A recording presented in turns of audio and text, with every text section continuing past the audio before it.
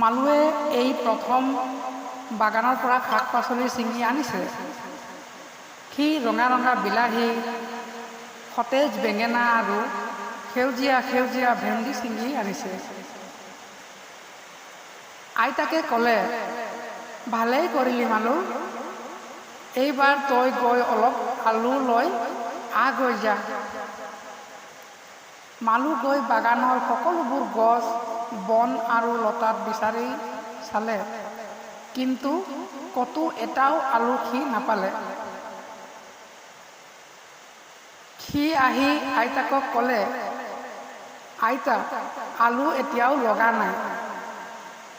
কৈ মালুৱে তাৰ খালী পাচিটো থৈ দিলে।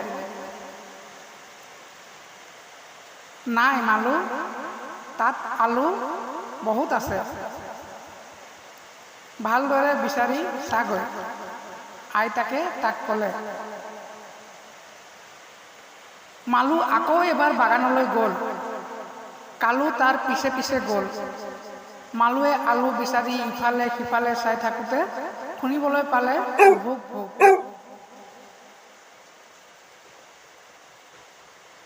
কালু, কালু। পিছে পিছে দৌৰি গৈ মালুৱে ক'লে, কালু, বাগানখন নষ্ট কৰি নেপেলাবি। মালুৱে দেখিলে কালুৱে বাগানখন এফালৰ পৰা খান্দি গৈছে। খান্দোতে মাটিৰ পৰা কি ওলাল বুলি তুমি ভাবিছা বাৰু?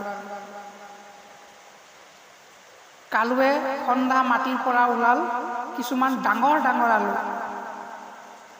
কালু, ভাল কাম কৰিলি, আলুবোৰ উলিয়াই বৰ ভাল কাম কৰিলি। পাচিত আলু ভৰাই